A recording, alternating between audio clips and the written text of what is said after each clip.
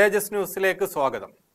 17ാം ലോക്സഭാ തെരഞ്ഞെടുപ്പ് അടുക്കുമ്പോൾ കഴിഞ്ഞ ലോക്സഭയിൽ തങ്ങളുടെ എംപിമാരുടെ പ്രകടനം എങ്ങനെയായിരിക്കുമെന്ന് പല തലത്തിലും അന്വേഷണങ്ങളും വിലയിരുത്തലുകളും നടക്കുന്നുണ്ട്.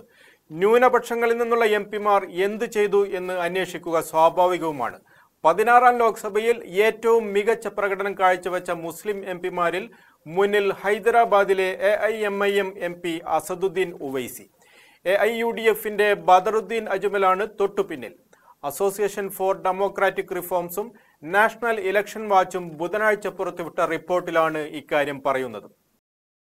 ചോദിച്ച ചോദ്യങ്ങളുടെ എണ്ണം, ഹാജർ നില എന്നിവയുടെ അടിസ്ഥാനത്തിലാണ് റിപ്പോർട്ട് തയ്യാറാക്കിയിരിക്കുന്നത്.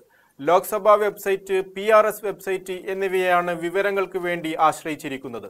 റിപ്പോർട്ട് പ്രകാരം എംപിമാരുടെ കൂട്ടത്തിൽ ഏറ്റവും മികച്ച പ്രകടനം കാഴ്ചവച്ചിരിക്കുന്നത് നാഷണലിസ്റ്റ് കോൺഗ്രസ് പാർട്ടി അഥവാ NCP MP സുപ്രിയ സുലെയാണ്. മഹാരാഷ്ട്രയിൽ ബാരാമതി മണ്ഡലത്തിൽ നിന്നുള്ള MP-യായ സുപ്രിയ 1181 ചോദ്യങ്ങളാണ് ചോദിച്ചിരിക്കുന്നത്. NCPയിലെ തന്നെ ധനഞ്ജയ് മഹാദിക 1170 ചോദ്യം, വിജയ് സിംഗ് മോഹിത് പാട്ടീൽ 1134 ചോദ്യം എന്നിങ്ങനെ 2ഉം 3ഉം സ്ഥാനങ്ങളിലുണ്ട്. ആദ്യ 10 പേരിൽ BJPയുടെയും കോൺഗ്രസിന്റെയും ഓരോ എംപിമാരുണ്ട്. എന്നാൽ ഒറ്റ മുസ്ലിം MP പോലുമില്ല.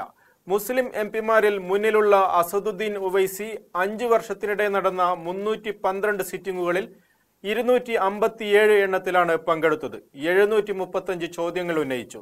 അസമിലെ ദുബ്രി മണ്ഡലത്തിൽ നിന്നുള്ള ബദറുദ്ദീൻ അജ്മൽ 186 സിറ്റിംഗുകളിൽ പങ്കെടുക്കുകയും 402 ചോദ്യങ്ങൾ ഉന്നയിക്കുകയും ചെയ്തു. പശ്ചിമ ബംഗാളിലെ മുർഷിദാബാദിൽ നിന്നുള്ള CPM MP മുഹമ്മദ് ബദറുദ്ദുജ ഖാൻ ആണ് പട്ടികയിൽ 3ാമത്.